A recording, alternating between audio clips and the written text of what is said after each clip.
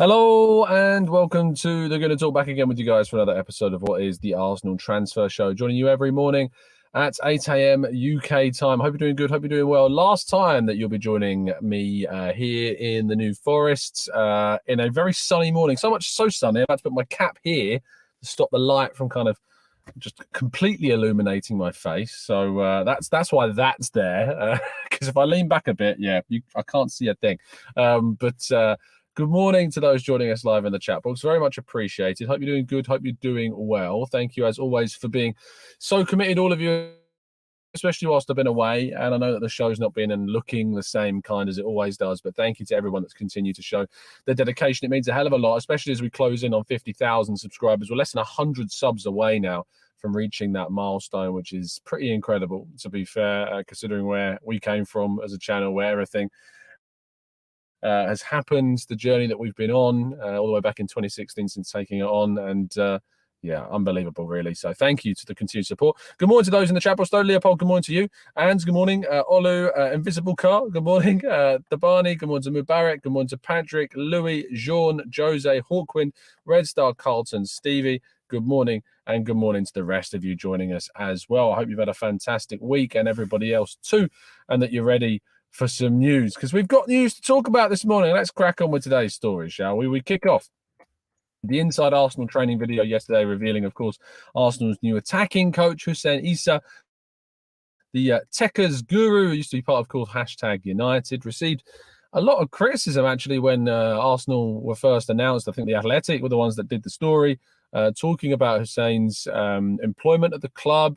And actually, this is, I think, a really exciting appointment, continues to be a really intriguing piece of, I think, decision-making by a club to bring in somebody, not necessarily, obvious pick, or someone who's got like a raft of former ex-clubs at the top level, maybe someone with potential. And Arsenal have always invested in people with potential, and I think that Hussein Isa is clearly seen as one of those. We've talked about him on the channel before, but Arsenal's attacking coach, we're doing plenty of work with the likes of Bukayo Saka, making them, or trying to make them better players. So let's see what the impact on that is this season. Very much looking forward to it. Charlie Patino confirmed indeed, as we discussed yesterday, that he's not travelled with the squad to Germany, posting his image currently at London Colney. His future remains uncertain. We've talked about this a number of times. The latest indication that I was given was that a massive issue with timing and kind of his progression through the team, and his arrival, if you like, in his age bracket has just coincided with the worst possible time for a central midfielder, which is just not what you want from an Arsenal perspective, at least. And I can absolutely understand why that would be the case. So hopefully we see Patino's future kind of resolved as soon as feasibly possible, either that being that he decides to stay, or of course the alternative being that he moves on and Arsenal get a significant figure for the player. Moving on, and Gabriel's absence from the Brazilian national side has been highlighted recently, and being down to the birth of his child. There was a really interesting quote that came out. The quote I'm trying to find on social media came out yesterday. Planet de Football tweeted this. It was Juninho Paulista, who was a former coordinator of the Brazilian national team. He revealed in an interview with GE Globo, in which he said, these are choices, when discussing the fact that Gabriel chose not to join up with the Brazil squad because of the birth of his child. But yes, Juninho says, these are choices. I went through that. My son was born. I was waiting in England. And the next day I come to Brazil because I had injured my knee and needed to recover as quickly as possible. My wife stayed there for 40 days alone with the babysitter's help. Did that hurt? Question mark. When weighing, you're going to put everything on the scale, and it's inevitable. You're going to put it all on the scale. The other ones comes, throws it, and then it happens to lose a little space. It's obviously a translation, and I'm assuming that there could be some issues with the translation here. So that's obviously something to always bear in mind. But certainly, if there is any indication that his standing in the Brazilian national side was affected by the fact that he, Gabriel, chose to remain with his partner as she gave birth to his child, if there's any indication that has had an impact on his potential call-ups, despite the fact that he has been excellent, absolutely brilliant. One of the best centre-backs in the Premier League. You can probably tell from my tone, quite strongly passionate about this topic. I find it ridiculous that would affect it. Family comes first over absolutely everything, as a lot of you guys are rightfully pointing out in the chat box. And Gabriel, fair play to you, mate, for choosing family over football in this instance. And the fact that it would even affect your call-ups, I just find ridiculous. That is, of course, if that is what is being insinuated here, it could be something that's lost in translation. I hope that it is, and I hope that that's not the case. And I hope that the birth of his child and the fact he decided to remain with his partner while his child was born didn't have an effect on his call-ups. However, hypothetically, if it did, it's just despicable, really. Moving forwards, Declan Rice in Portugal, training with Rafael Leao, João Cancelo, and Bruno Fernandes. We continue to wait on news, of course, of Declan Rice's announcement as an Arsenal player, but he's training with some pretty impressive players like Cancelo and Leao, and also another footballer, Fernandes, who's semi-good. And I think that obviously it's great to see him out playing football, getting ready, being ready and fit and available for when indeed he does make that switch. I get that I understand that people are getting frustrated with the length of time that it's taken to announce this. You're not seeing me jump on shows shouting and screaming about that fact either. Deals of this magnitude take time, and we're hopefully going to see it happen soon. I do find it a bit odd, by the way, a little bit strange, if you will, that a lot of people are attacking the Arsenal media team. I've seen on social media people tweeting saying that Arsenal's media team are kind of like losing the hype around this transfer. Trust me, there's no hype being lost around this deal. When this deal is announced, it is going to pop off on social media. It could be one of the most viewed videos in Arsenal's media history when this gets dropped. And if you think that the Arsenal media team have anything to do regarding the length of time it takes for the details of this transfer to be sorted, then get real, because they don't. They have absolutely no control about when this deal is going to be announced, when they're told they can announce it, when they're told they can get rolling on certain aspects of the announcement. They have no say whatsoever. So do not get it twisted. Do not get it and do not think that they have any kind of say in that, because they just don't. So please don't get accusatory towards the Arsenal media team for having any say of when the Declan Rice deal is going to be announced. Thomas Partey's exit. I wanted to talk about this in a little bit more detail, a little bit more bluntly today, because I think this whole thing regarding the idea that Thomas Partey could leave the club, I think is being blown a little bit out of proportion. The start of this story came from when Fabrizio Romano reported earlier, I think it was in June, that there was a concrete possibility. That word concrete came to the fore, came to the front of the conversation really early on, that there was a, quote, concrete possibility that Thomas Partey could leave. David Ornstein also reporting that Thomas Partey could leave Arsenal this summer. Now, this is true. like any player could leave Arsenal this summer. I think the big part of this story that's really not being talked about is the idea that for Thomas Partey to leave, Arsenal have to get what I understand to be at least a significant amount of money to consider letting him go.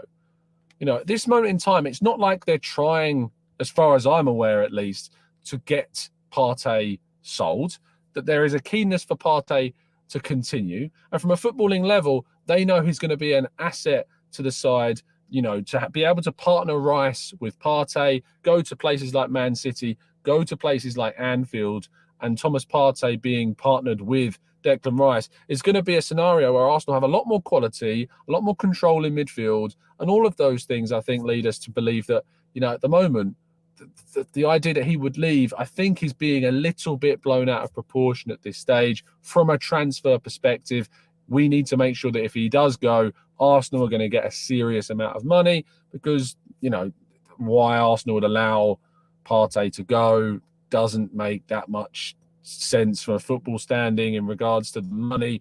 If you've got money coming in from Saudi Arabia of levels up to 40 million, you know, I understand why you'd be open to selling in that sense. In the same way that Arsenal would be open to, and have been open to, selling other players in this age bracket. You think about Granit Xhaka, you know, around the 30-year age mark, got a very good amount of money from Bayer Leverkusen to sell him. It made complete sense, you know, because having been at the club for 7 years, having overseen the length of that first contract was offered, £21 million on the books looks exceptionally good for a player that they signed for less than double that 7 years ago. Thomas Partey has been at the club now, of course, since, 2020.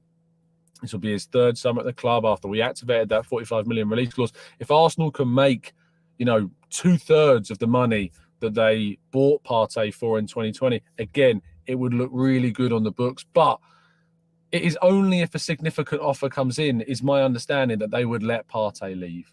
So I wanted to address kind of the Thomas Partey transfer thing, because I think there's a lot of discussion around it.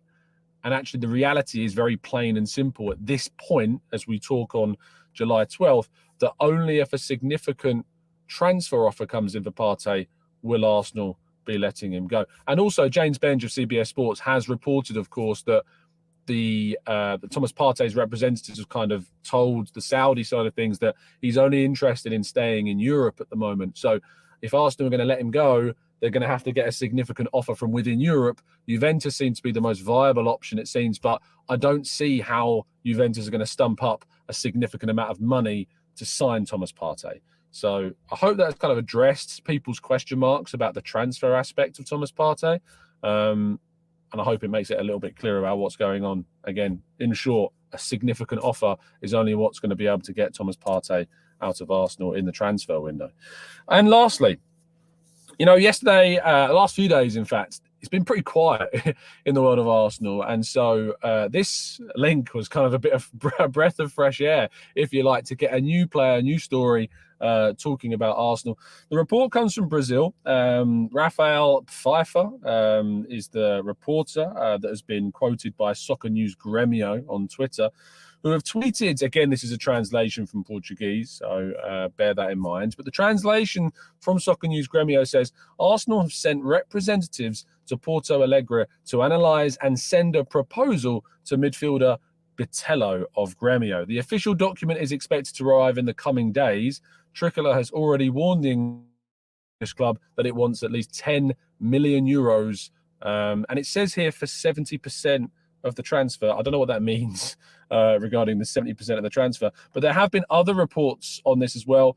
Portal de Gremista, as quoted by Sport Witness, has said that Arsenal have had scouts watching the 23-year-old over the weekend. It seems that if these reports are to be believed, and by the way, I have no insight on this, so please don't quote me. I'll talk about that in a second. But this report coming out from Brazil at the moment suggesting that Arsenal could send a proposal, it seems, for this Bitello fella. I don't know much about him, if anything. I've done a little bit of Googling and searching up on the player this morning. Last season, or rather this season, because the Brazilian season runs slightly differently, in the 13 games played in Serie A for Gremio, he's got 3 goals. In the Campeonato Guacho, he has 3 goals and 2 assists in 9 games. In the Copa do Brasil, he has 1 goal and 1 assist in 7 games. And in the Guacho Fase Finale, he has 1 assist in 4 games, leading to 4 goals and 7 assists in 33 games. He plays in a number of positions.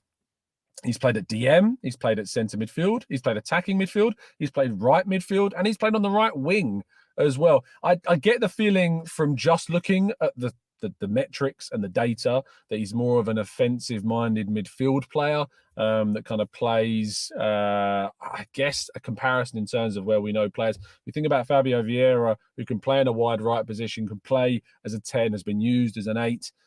I mean, at least data-wise, and I'm only going off data at the moment. So again, please take this with a bit of a pinch of salt. Has the sun gone away? No, it's just one cloud. Thought I got lucky.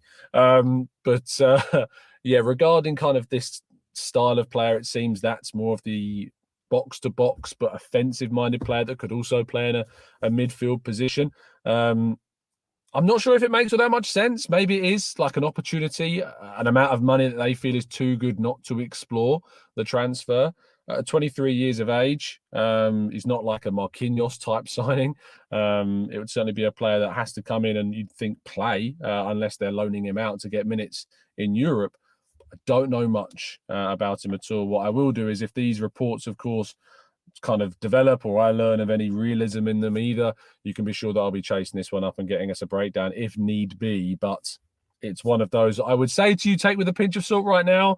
But who knows? Maybe something steps up from this. Maybe there's more to this. At the moment, the Brazilian report solely meets the eye, but I can't comment on the reliability of these claims. But of course, I wanted to bring you the story and discuss it.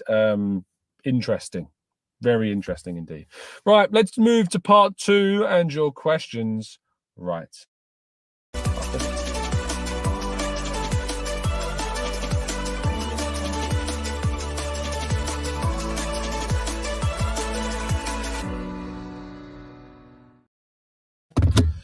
A massive thank you as well, again, as always, for people that have continued to support the Cancer Macmillan fundraiser. I'll be getting in contact with those of you from outside of the UK that have messaged me. If you would like to get involved and help support this fantastic cause, and you are based outside the UK, send me a DM on socials, Instagram or Twitter. Works, so that would be wonderful if you could do that. Yeah, again, thank you to everybody that continues to donate and support the show.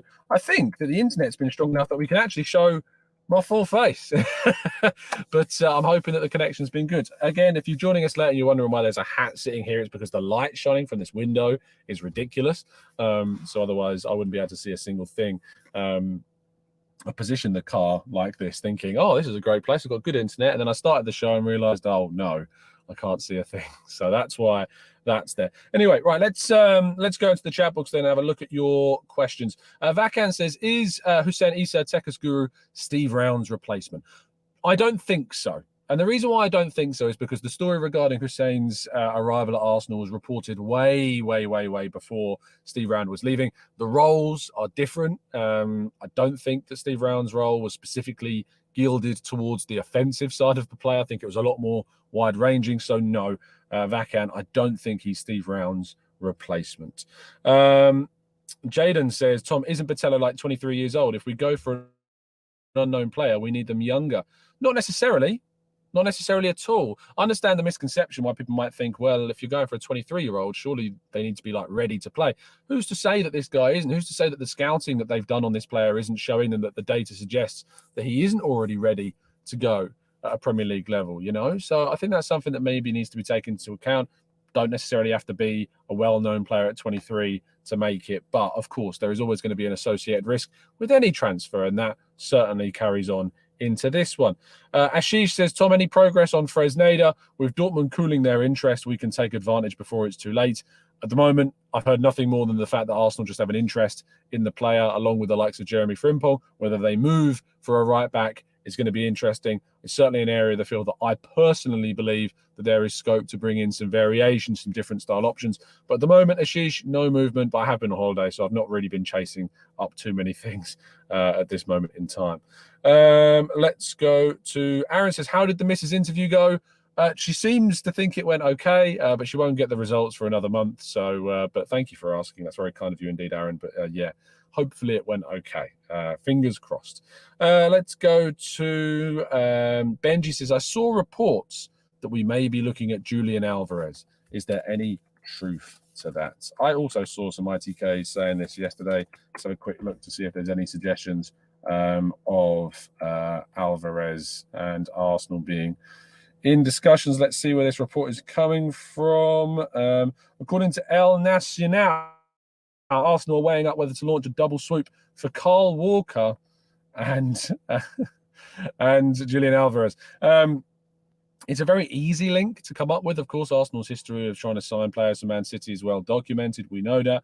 The Kyle Walker thing seems a bit crazy. I wouldn't expect that to be a case, especially considering his previous loyalties with Spurs, although they're not necessarily rules everything out. Why City would allow Julian Alvarez to leave is beyond me. Why Julian Alvarez would want to leave is beyond me. I know it might be obvious to say, well, Erling Haaland's there. He's not getting enough regular game time. The guy's still very young. He's getting plenty of game time. He scored 17 goals last season. He gets plenty of opportunities to play. He's versatile enough to play in those wider positions. I don't know why Man City would sell him to Arsenal. Any club, if they didn't have Erling Haaland, would be seeing Julian Alvarez play 20 games. It's a brilliant piece of business by City. They signed him for around £30 million. Yes, they can make a sizable profit potentially, but I don't see what the point in selling Alvarez is from their perspective, to be honest, if any at all. So from my side of things, certainly heard nothing. at all. Derek says, Tom, do you think Rice's media duties are done and he'll just arrive in the United States when they do go over there? The answer, Derek, is I don't know if they've completed media duties with Declan Rice. There's been plenty of suggestions to say that he's been to London Colney, but I have seen some people suggest that that's not the case. As I say, I've been away since Friday, and those claims that he was at London Colney were on Friday. So, yeah, it's difficult to know at the moment in time. I've really taken advantage of this break. I needed an escape. I needed to kind of break away from a lot of chaos that's going on, and it's been very much appreciated. So once I'm back at work tomorrow, because I'll be covering the Nuremberg game from the UK, doing the live blog at football.london for that fixture, maybe I'll be more clued in as to what's going on. But yeah, certainly there's a chance maybe that's the case, Derek, but right now it's a waiting game on Declan Rice. Let's just be patient and wait and see what's going on. Thomas, morning everyone. How's the holiday going? It's going good. You know, other than the camping aspect, it's absolutely fine. I just don't like camping. I can't pretend. I'm not going to lie. And I've told the missus, I'm just not a fan of camping. Just not a fan. It's just not for me. I don't like having to sit in my car, you know, and do my show from here. I'm in a hotel room. It's fine. I can just sit at a desk and do the show. And I don't feel like the roof is going to fly off in the middle of the night when the wind's ridiculous either. Other than that, yeah, the company's great. The food's great. The environment's great. I literally wake up and I walk outside and there's like a field full of deer in front of me. It's an amazing kind of place, the New Forest. So other than the camping aspect, it's wonderful. But there you go. Yes. Ismail says, I'm yet to see the Timber and Rice unveiling. One of the delay. Deals take time. Deals take time. It's as simple as that. If we were talking about these deals, 20 years ago, when we don't have regular, incessant updates on transfers, and I say that as someone who produces those shows and produces pieces and articles, talking about Arsenal every day, the psychology of it all makes us feel like it's dragging on. But the reality is that it's not really. It's just these deals do take time. We know the deal between Arsenal and Ajax and West Ham is as close can be, as Fabrizio would put it. But we're just waiting for the right announcement, waiting for the time to come. Don't buy into all of the fear-mongering and the chaos drivel that's put out on social media. I just look forward to seeing when these get announced. Hopefully very, very soon indeed. Reese says, Tom, are the squad flying from Germany to the USA or flying back to England first? I think they're flying back to England first. They know they leave for the US at the end of this week. So, I'm looking forward to seeing the US tour. It's going to be great. I sadly am not going out there. I know that a lot of people I know are going to be out there. It sucks that I'm not there. But, I can't wait to see all the videos coming out. I can't wait for the content, hopefully, that we'll see on the Arsenal way as well. It's going to be great to get some insight of what's going on out there. And I'm sure that our good friends Mike from the Gooners pod is going to be out there producing some great content as well. And, of course, the Arsenal media team will be producing some fantastic content for us to indulge in and look at. And maybe even we'll get some new signings whilst we're there as well to talk about as well. That would be fantastic if that was the case. Abdul says, Tom, I saw a debate on Twitter. Would you swap Martin Odegaard and Martinelli for Prime Ozil and Alexis? That's an interesting question. Would I? Right. My answer is no. The reason why my answer is no is because this project that we're in right now is all about the progression of this young group of players progressing at a similar age to one another through into their prime years. The collective, the understanding between each other is brilliant. And I think that progression that we're seeing move as a singular group is something that you can't just weigh up with a single swapping of Odegaard with Ozil. I wrote a piece, which I got a lot of stick for in 2020. And the piece was all about how I feel that Mesut Ozil under Arteta was just simply not going to work. And that Odegaard was kind of the perfect replacement, if you like, for Ozil, sorry. I know that Ozil's got a cult following of such, and I'm poking the bear somewhat. I just never saw Ozil working under Arteta. I think Odegaard is the perfect player for that role, for that player to be in his system. The work rate, the pressing, the leadership, the understanding, the demeanour, everything that Odegaard stands for, fits in with what Arteta looks for in that type of player. Alexis Sanchez is one of my favourite players from the Arsenal modern era, the Emirates era, if you like, of players. And if Arsenal had a prime Alexis Sanchez in this team, it would be a glorious sight to behold.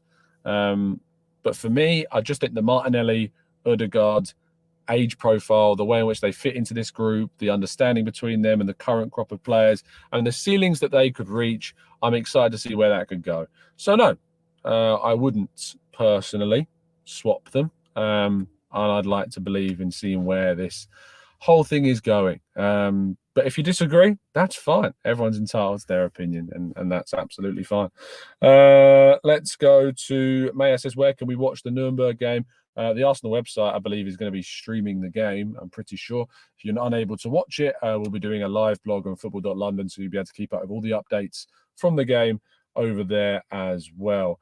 Cody says, Tom, how likely do you think we're going to sign Frimpong? We want to sell a defender like Tierney before we go and sign him. I do think it's as I've said a number of times, I think potentially incomings are very much predicated on Arsenal moving players on during this window. If Tierney leaves, I feel like Tomiyasu would be a natural replacement. I don't think we'll see a left-back signing come in if Tierney does leave. I could be wrong. I just don't see that happening. And I think that the interest in a right-back could be predicated on if Tierney moves on, because, Tomiyasu moving therefore to the left and leaving a gap open to potentially bring somebody in at right-back. Yes, Timber's come in, and I think Timber can offer us something in those positions. But I have said for a number of weeks now that there's scope for Arsenal to bring in something a bit different there, and certainly there's interest from Arsenal that I'm aware about that would make me believe that they're open to the idea of bringing in a right back as well this window. In terms of how likely Frimpong is, it's not a case of putting a number on things. We don't know how likely the transfer is. All we know is that there's interest from Arsenal's side and that they could move for the player at some point during the window if they choose to materialise that interest into something like a bid. That's kind of how transfers work. In the bluntest sense, there's hundreds of players that Arsenal have interest in. They'll go and scout them. They'll go and talk to the clubs. They'll talk to the players unofficially. They'll kind of gauge whether there's an interest from the players' side, whether or not they're interested in coming to the club. They'll gauge whether the club are open to selling. And then they make steps from there depending on what they want to do moving forward. So it's impossible for me to say how likely is it, because we just don't know how likely it is at this stage, because it's just interest from Arsenal. Ed says, we're on 49.9 thousand subs. Who's not subscribed? And importantly, who's not liked the video? If you've not liked the video yet and you haven't done so, please do.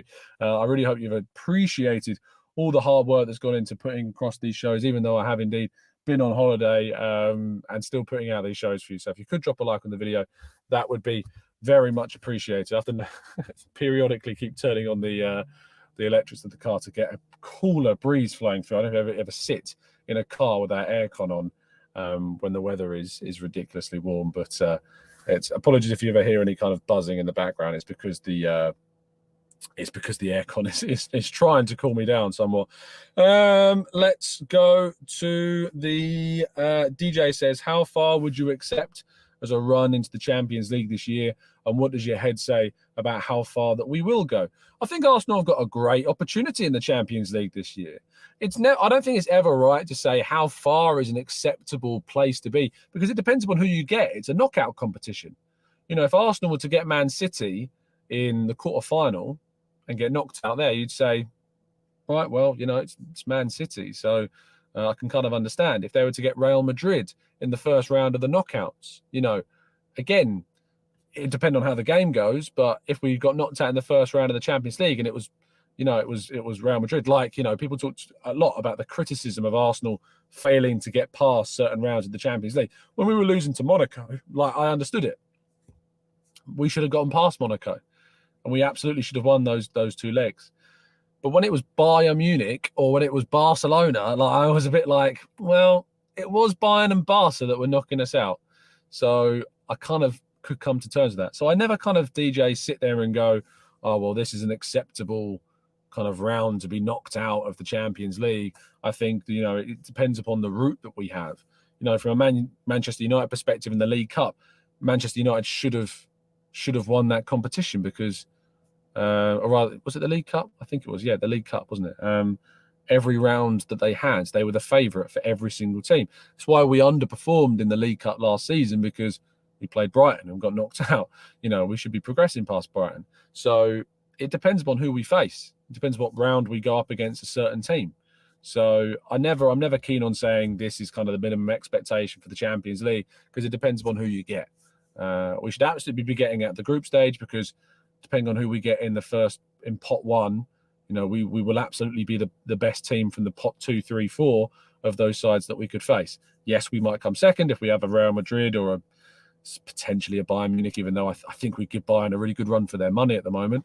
I even think we'd give Real Madrid a decent game, to be fair. So I look forward to the Champions League next season. I think it's a great opportunity. I think we're one of the better teams in that competition still. But notoriously under Arteta, Europe has been a bit of a struggle. So it's certainly an aspect of Arteta's record that he needs to improve as a coach. And I hope that happens this season. I'm really excited to see what happens in the Champions League. Maya says, what's with Pepe's contract termination? We might have to terminate Pepe's contract. I've said that for quite some time. I've said that my prediction was Cedric and Pepe would be the last of the contract terminations, investments, if you like. Because who's going to buy him? Who's buying Pepe? Like, who is buying Pepe at the end of the day? I don't know who's going to buy a player that's on 120-odd thousand pounds per week, maybe even more, that's had injury issues last season, significant injury problems, and has only got a year left on his contract. It's a very difficult deal. If anyone is criticising Edu for being able to not sell Pepe, I don't know what more the guy can do. The amount of factors that are going against Arsenal in trying to sell Pepe are several-fold, and really do restrict what we're capable of doing in that regard. So I just don't get it. His contract, just keep him in the club. Maybe we get more benefit from having him there. I don't know. I don't know how much of an issue his attitude, which I've never heard that he's got a bad attitude, to be fair, at all. He came out and talked very positively and praisingly of Arteta in a recent interview. Maybe we should just keep him for a year. I don't see any downside necessarily to that, unless there was kind of a social issue. But I just don't think he's going to be sold. I just don't think it's going to happen at all this window. He might leave, but I don't think he's going to be sold. But I might get proven wrong. I hope I'm proven wrong. I hope we get some money in the door for Pepe. That'd be great. I just don't see it happening.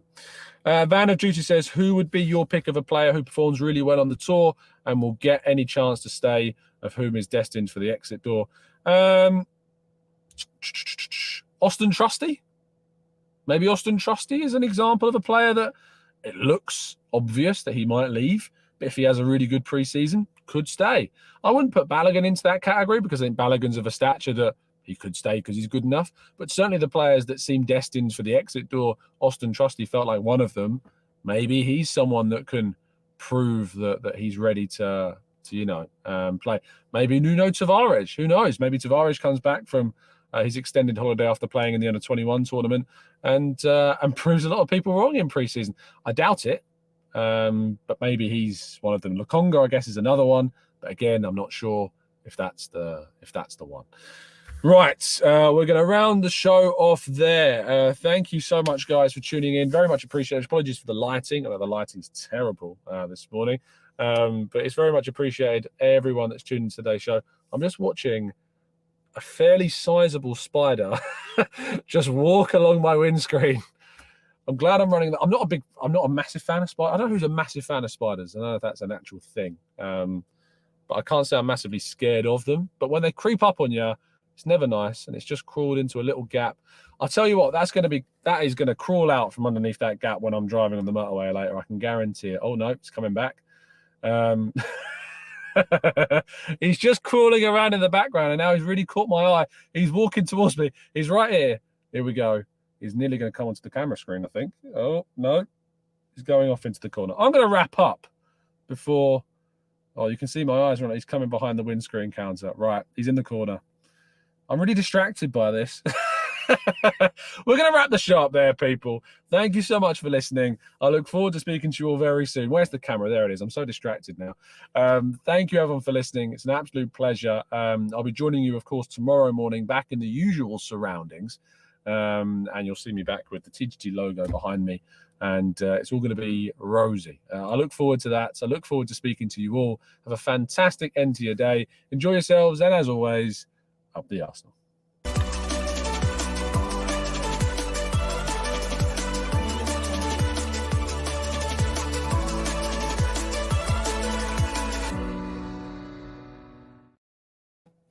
Is he still there? Still there. I'm in trouble.